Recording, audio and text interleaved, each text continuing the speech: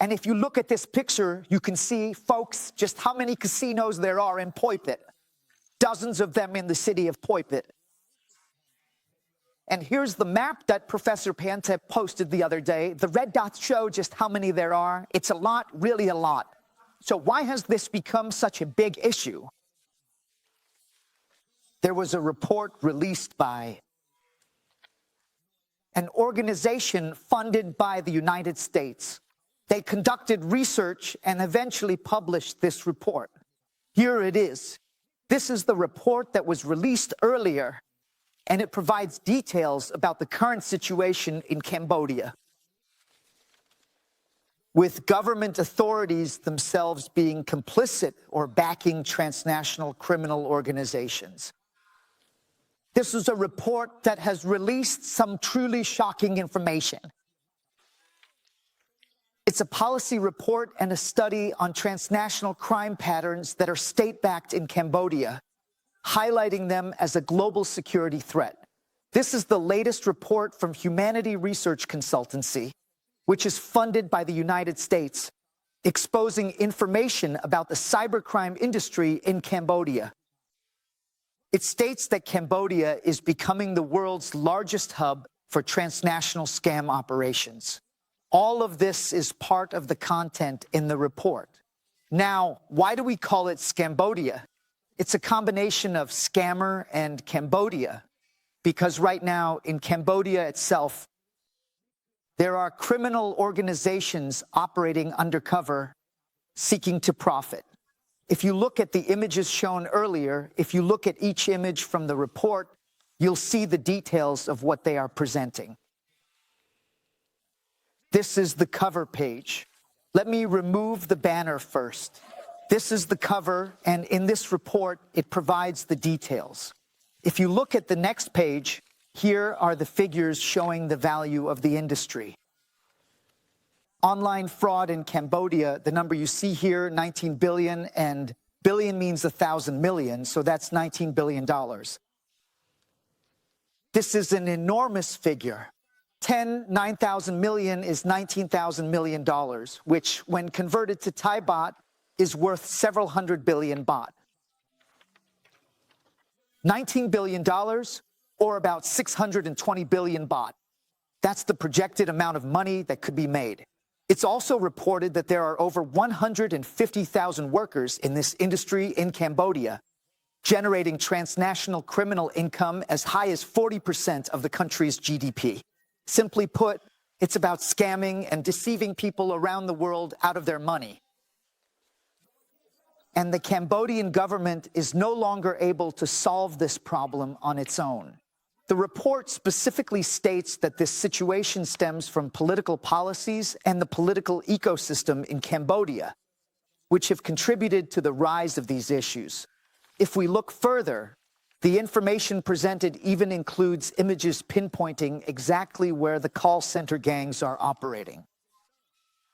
Scammer human trafficking operations are located. This is information from the report. These are the specific locations, and this report was just released a few months ago. These are the specific spots they've pointed out.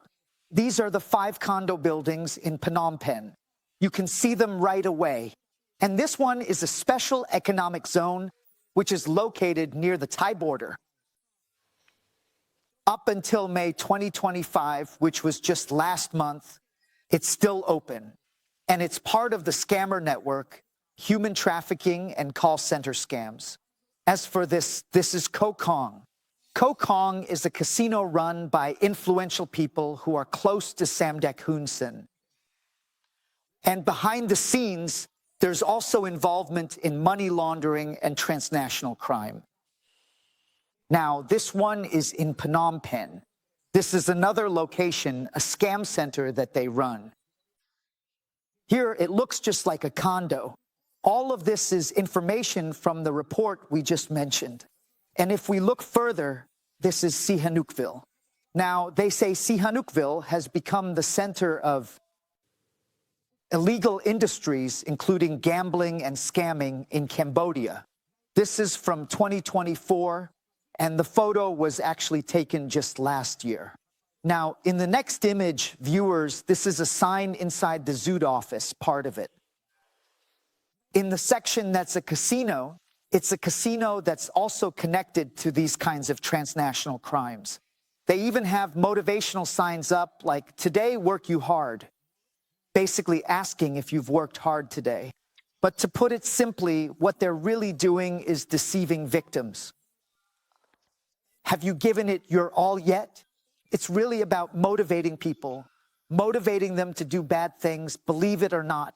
This is Koh Kong, a luxury resort. And the people who partly own it are actually the financial backers of those in power in Cambodia. In this report, they also present this diagram. It's a chart of the key figures involved. There are connections to various business groups, as well as to different casinos in Cambodia, where they're located and how they're involved, including those in Koh Kong, Pipet, and other businesses.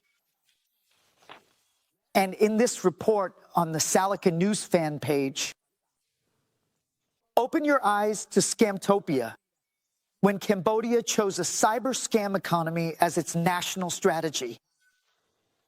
This is the wording used by Salika. They use the term Scamtopia. But for us, we use the term Scambodia.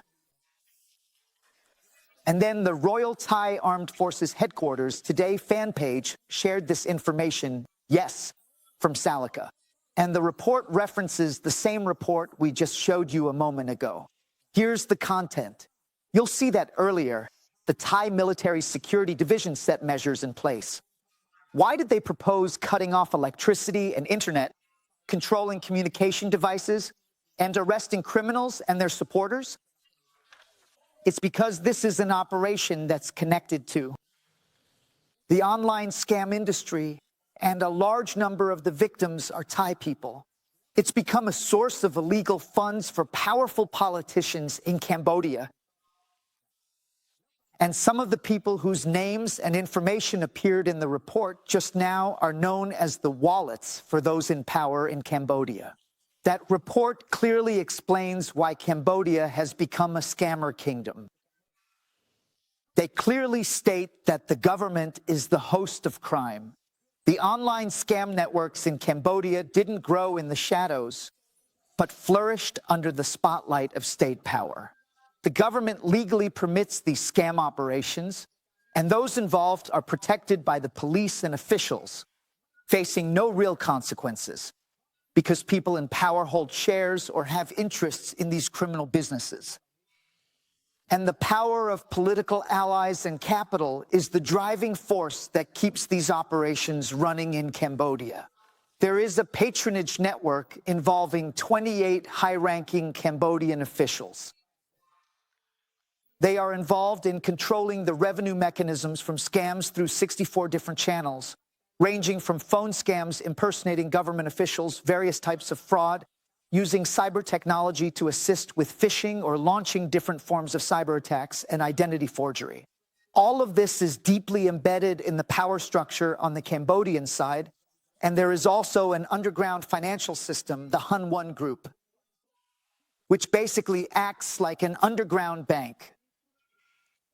There are money flows from businesses going in, even though there's still no evidence confirming that he knows about it or is involved. But there are money streams entering and using an irregular financial system. The annual cash flow for just the Will One Group alone is $30 billion. All of this is in the report we just showed you a moment ago. So you can see that when it comes to the Thai army, they've implemented measures that directly target casinos, scammers, and these 6 industries. And they also prevent people from gambling, which is basically like giving money to these groups. They're cutting it off, and that's the right approach. And today, they've taken it a step further by saying that people who go to work, meaning those who get involved with these 6 industries, they're not allowed to cross over to work there either. So having a verified database is extremely necessary. This is the role of our neighboring countries, either supporting or enabling these activities. And that's not all. There are also distortions and claims that Thailand has to open everything up. Opening up means we have to let people cross over to gamble, to work, and take money to support these industries even more. This just further shows how the authorities in Cambodia are clearly troubled and agitated by this. They're being pressured right at this point, squeezing their core, right? You can see them panicking and scrambling. So it's clear that we're on the right track, to put it simply. Even Thaksin himself previously shared information that the call centers are in Cambodia, in 225-story buildings in Pipet, and there are casinos there. Thai people are keeping track of the mule accounts and have reported them to Cambodia to take action. Thaksin has even mentioned this before, right? Professor Piti Srisangnam, an economist from Chulalongkorn University, also posted on Facebook with a suggestion. The other day, he made it very clear: cut off electricity and internet for activities that use electricity or internet from Thailand in excessive amounts, because most of it is for gambling or scam centers. It's basically a whole scam industry. He also said to prohibit people from going out to gamble. Don't let them cross the border. People have brokers, operators handle casinos, arrange border passes. Because the casinos and the stamp centers are the financial lifelines for individuals who pose a threat to national security. Meanwhile, normal activities like cross-border trade, tourism, and work should be facilitated as usual. Normally, the military and border patrol police are assigned to patrol natural border crossings more frequently. This is the proposal from academic and economist Dr. Piti Srisangnam. Spot on, absolutely precise. All of this is a solution to Thailand's security problems, clear and right on target. In my opinion, the young ING government should fully support the military to go all the way, or do you want to bring in the go all the way team? In that case, you have to seriously track and freeze these financial routes. Didn't you say before that you wouldn't stop? You said you wouldn't stop. And you should also announce to the world that what Thailand is fighting against is not an invasion of neighboring countries, but a crackdown on transnational criminal organizations. Go ahead and announce it, right? That the Cambodian leader is blatantly protecting transnational crime in his country. So it has to be clear today, the actions the military has taken are absolutely right. They're on the right track, really on the right track. Because just recently, they announced that we're not banning goods or anything at all. Our kids can come and go, and for sick people, there are relaxed measures in place. It's only the Cambodian side that's getting all worked up about it. And today, the official Facebook page of the Royal Thai Army headquarters has even put up a banner to address the threat of call center scams. They're providing information and raising awareness, and there have been various seminars about the dangers of call center scams and scammers. So this is what's currently happening at the border. Thailand's stance is clear and targeted, but at the same time, Cambodia is showing signs of distress from being targeted like this.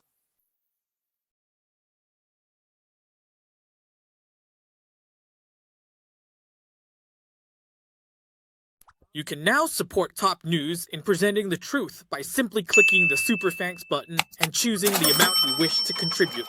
Thank you.